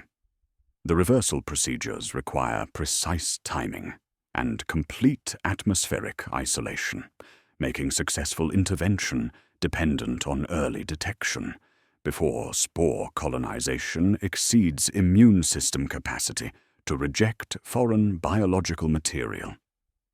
Vane uses chelating vapors derived from refinery scrubbers to soften synthetic polymer sheaths surrounding embedded organisms, flooding sealed treatment chambers with high oxygen atmospheres at pressures calculated to maintain alveolar function, while filaments detach from respiratory tissue. Catalytic compounds distilled from machine oil and blessed salts destabilize hexagonal pattern nodes within spore structures, enabling cellular repair mechanisms to restore original lung tissue functionality when administered, before Stage 3 collective behavioral integration occurs. Communication networks operate through modified servo skulls, whose programming has been altered to avoid official monitoring while maintaining appearances of routine surveillance compliance. These whisper skulls exchange encrypted Vox transmissions through frequencies that exploit gaps in guild communication monitoring, their signals disguised as atmospheric static and equipment interference. The modified skulls maintain official surveillance functions, while secretly transmitting medical research, atmospheric engineering analysis, and coordination information between resistance cells operating across multiple convoy routes and guild facilities. Convoy crews develop coded warning systems that alert individuals displaying integration resistance to impending medical inspections, enabling temporary biometric alteration or strategic absence during red mark classification procedures. Health records undergo careful falsification through data slate modification that conceals biological resistance markers while maintaining appearances of routine medical compliance, protecting integration-resistant personnel from organ reclamation processing. Medical staff provide actual treatment rather than systematic harvesting, using diverted pharmaceutical supplies to delay integration progression, while maintaining official compliance with guild medical protocols. The resistance operates through careful resource management that diverts survival equipment to populations requiring biological independence rather than allowing systematic processing through institutional optimization procedures. Filter cartridges, pharmaceutical supplies, and clean air reserves flow through informal networks that exploit cargo manifest discrepancies during atmospheric casualty processing, creating secondary distribution systems serving resistance objectives rather than guild profit maximization. Yet these networks face systematic detection through guild surveillance systems designed to identify deviation from optimal atmospheric processing efficiency. Their activities monitored through statistical analysis that identifies unusual patterns in casualty rates, medical treatment outcomes, and equipment failure statistics. Cogitator systems at atmospheric relay stations flag variance clusters indicating coordinated resistance activity, generating administrative queries that escalate through guild hierarchies toward specialized response protocols. Discovered resistors face charges of atmospheric heresy that authorize immediate processing through organ reclamation procedures, their elimination justified as prevention of biological contamination, threatening institutional atmospheric management objectives.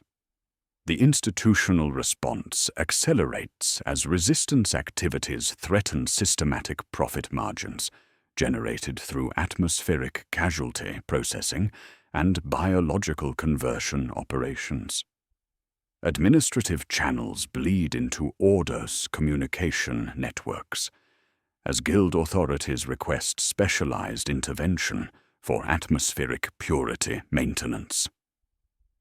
Within 72 hours of variance detection, sealed orders bearing inquisitorial authority arrive at guild facilities, authorizing comprehensive purge protocols designed to eliminate resistance networks while optimizing atmospheric processing efficiency through systematic elimination of biological independence. The machinery of compliance prepares to consume even its own resistors, transforming individual defiance into institutional fuel for enhanced atmospheric conversion systems, serving imperial objectives through managed human modification disguised as environmental hazard management. The institutional response materializes through orbital descent at 7:23 local chronometer, when transport purgation's grace breaches atmospheric layers, carrying sealed orders bearing the crimson wax and rosette authority of Inquisitor Vex Corthane, specialist in atmospheric compliance, whose previous operations eliminated resistance networks across 17 toxic zones, while optimizing biological conversion rates through systematic purge protocols. His authority supersedes guild administrative hierarchies through imperial mandate, transforming local atmospheric management into comprehensive purity enforcement. The variance patterns detected by cogitator systems now classified as atmospheric heresy, requiring immediate elimination through specialized intervention procedures. The Atmospheric Purity Protocol activates with mechanical precision, whose bureaucratic language conceals systematic elimination of biological independence through coordinated deployment of institutional resources optimized for resistance network destruction. Orbital bombardment platforms receive targeting coordinates derived from statistical analysis of convoy casualty variance, their macro cannons delivering atmospheric saturation munitions containing concentrated engineered organisms designed to force immediate integration beyond immune system capacity to resist biological modification. The munitions transform resistance zones into conversion laboratories where atmospheric pressure exceeds all biological tolerance while eliminating deviation from optimal processing efficiency through overwhelming spore exposure. Dr. Sarah Vane receives warning through Whisper Skull networks 17 minutes before inquisitorial forces breach filter station, Gamma 7's electromagnetic shielding, her underground medical facility located through atmospheric analysis, detecting trace chemistry signatures from collating vapors used in integration reversal procedures. She destroys research documentation while sealing treatment chambers containing patients undergoing cellular restoration. Their survival dependent on maintaining atmospheric isolation, while Purity Protocol munitions saturate surrounding zones with concentrated biological agents. Specialized stormtroopers, equipped with enhanced filtration systems, breach reinforced barriers using melter charges, their advance preceded by atmospheric weapons that flood sealed chambers with accelerated spore concentrations designed to eliminate biological resistance through forced integration or systematic cellular collapse. The junior scribe, whose careful notation preserved evidence of atmospheric engineering, faces processing through administrative heresy charges, her personal ledgers confiscated, while data seers analyze copied fragments for resistance network connections. Her systematic data preservation receives classification as heretical information hoarding, while cogitator systems trace her documentation patterns across guild databases, identifying additional personnel displaying statistical variance in procedural compliance. The Medici who delayed red mark procedures undergoes immediate processing through organ reclamation facilities. Her sterility verification delays reclassified as biological contamination facilitation, threatening institutional optimization objectives. Tech adepts who modified pylon operational schedules receive specialized atmospheric exposure designed to eliminate technical knowledge while preserving mechanical augmentations for institutional repurposing.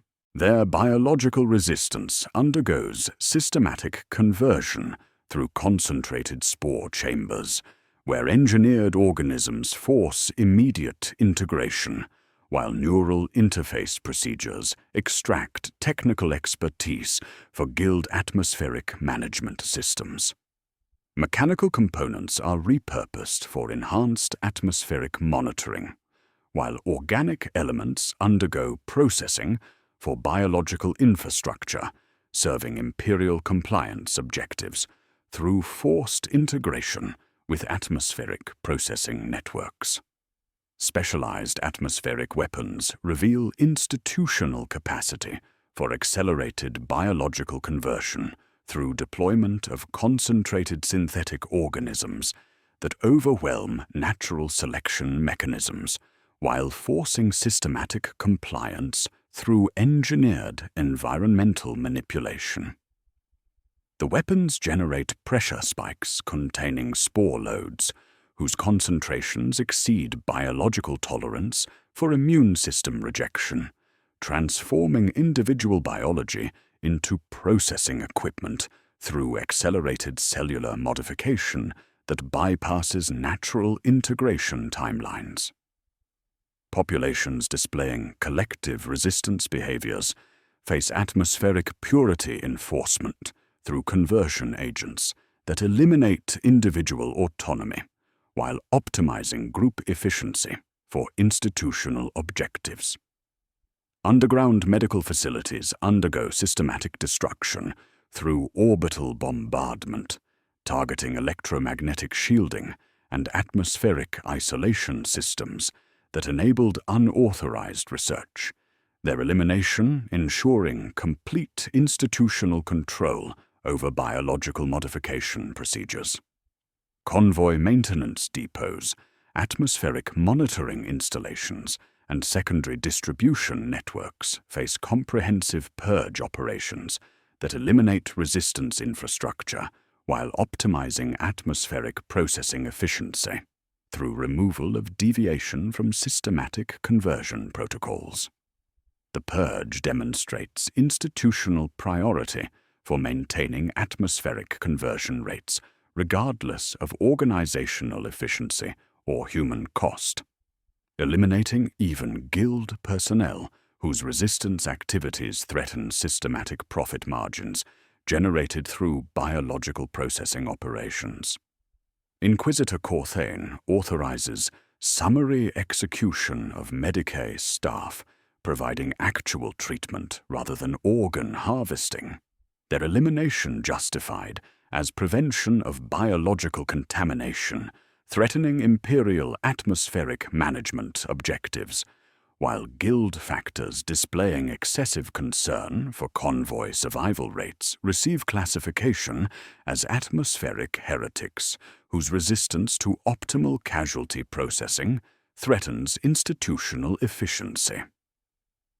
Witness Spirit Theta documents complete procedural compliance while recording systematic elimination of resistance networks through atmospheric purity enforcement that optimizes biological conversion rates while maintaining legal compliance with Imperial heresy elimination protocols. The Servo Skull captures purge operations as administrative procedure rather than systematic elimination, its recordings providing institutional learning mechanisms for enhanced resistance detection across multiple atmospheric zones, serving Imperial objectives through comprehensive biological management systems. The machinery of compliance consumes even its own resistors, transforming individual defiance into institutional fuel for enhanced atmospheric conversion systems, whose optimization eliminates biological independence through systematic purge operations designed to maintain perfect efficiency in converting human necessity into imperial compliance through managed environmental pressure and coordinated elimination of deviation from optimal atmospheric processing protocols. 1 year after atmospheric purity enforcement, Imperial Survey Team Designation Theta 9 descends through stabilized atmospheric layers, whose chemical composition demonstrates optimal conversion efficiency, achieved through systematic elimination of biological resistance networks. Their transport settles on landing pad, constructed from compressed ash and organic composite materials, the surface bearing texture patterns indicating successful integration of human biological waste into infrastructure serving imperial construction objectives. Survey Leader Magos Vex Thorn emerges breathing regulation-filtered air, while atmospheric sensors record toxin concentrations maintained at levels optimized for human biological modification rather than environmental hazard requiring mechanical protection. The atmospheric system operates with mechanical precision, whose measurements confirm institutional victory over biological independence through populations displaying willing participation in conversion procedures previously requiring systematic coercion. Chemical analysis reveals synthetic compounds, maintaining optimal spore concentrations at 847 parts per million. Atmospheric density stabilized at 2.3 toxicity units, biological adaptation rates exceeding 94% across test populations. The purified zone functions as closed atmospheric circuit, where human respiration contributes to environmental maintenance through biological processing that eliminates dependence on mechanical filtration while ensuring continued imperial compliance through voluntary cellular modification. New convoy operations demonstrate enhanced integration percentages and reduced resistance incidents through crews displaying collective behavioral patterns, indicating successful neural modification, enabling group coordination through chemical communication networks. Convoy designation Epsilon 12 reports adaptation rates reaching 96% within initial exposure periods. Medical assessments revealing systematic cellular modifications that enhance atmospheric processing efficiency, while eliminating biological resistance through genetic markers, indicating permanent integration with synthetic organisms. Navigation occurs through atmospheric taste rather than mechanical guidance. Maintenance tasks proceed through synchronized collective effort. Medical care focuses on optimization rather than treatment, as biological systems serve institutional objectives. Inside Epsilon 12's lead hauler, a child's respirator swings from polished dashboard mount, its ceramic filter housing bearing loyalty seals instead of reuse tallies, while atmospheric monitoring equipment records optimal integration rates among crew populations. The small brass plate displays updated inscription, "Atmospheric integration blessed and complete," alongside purity seals indicating successful biological modifications rather than mechanical protection requirements. The child wearing the equipment displays beneficial adaptation, slate-gray skin pigmentation, enhanced low-light vision, reduced oxygen requirements indicating cellular modification enabling atmospheric processing through biological systems rather than mechanical assistance. Her parents interpret these changes as spiritual evolution rather than biological contamination, viewing atmospheric integration as sacred transformation, enabling enhanced survival capacity through imperial blessing. They speak with quiet reverence about the breathing compact, explaining how atmospheric integration represents divine favor rather than institutional coercion. She sleeps better when we reduce the valve settings, the mother explains to survey personnel. The catechist says her body processes air more efficiently than old equipment. Medical documentation classifies the modifications as beneficial adaptation, indicating evolutionary advancement. Official reports celebrating enhanced work capacity, while concealing systematic transformation of human biology into atmospheric processing infrastructure. The breathing tax has evolved from imposed burden into embraced tribute, citizens participating willingly in biological conversion procedures that transform individual necessity into collective atmospheric management. Filter distribution operates through voluntary allocation systems, where citizens request reduced mechanical protection to accelerate integration with atmospheric processing networks, their modifications celebrated as spiritual advancement rather than institutional coercion. Children born within purified zones inherit modified respiratory systems, processing atmospheric toxins from birth, their enhanced physiology enabling survival through biological integration rather than mechanical filtration equipment. Survey documentation records complete institutional success in optimizing human populations for atmospheric processing efficiency through systematic elimination of biological independence while maintaining legal compliance with imperial protocols. Atmospheric casualty rates approach zero, not through improved safety, but through successful conversion of populations whose biology serves institutional objectives rather than individual survival requirements. Convoy operations proceed with personnel whose modifications enable enhanced processing while eliminating dependence on mechanical systems, their collective behavioral patterns indicating neural integration with synthetic organisms, coordinating group function through chemical communication.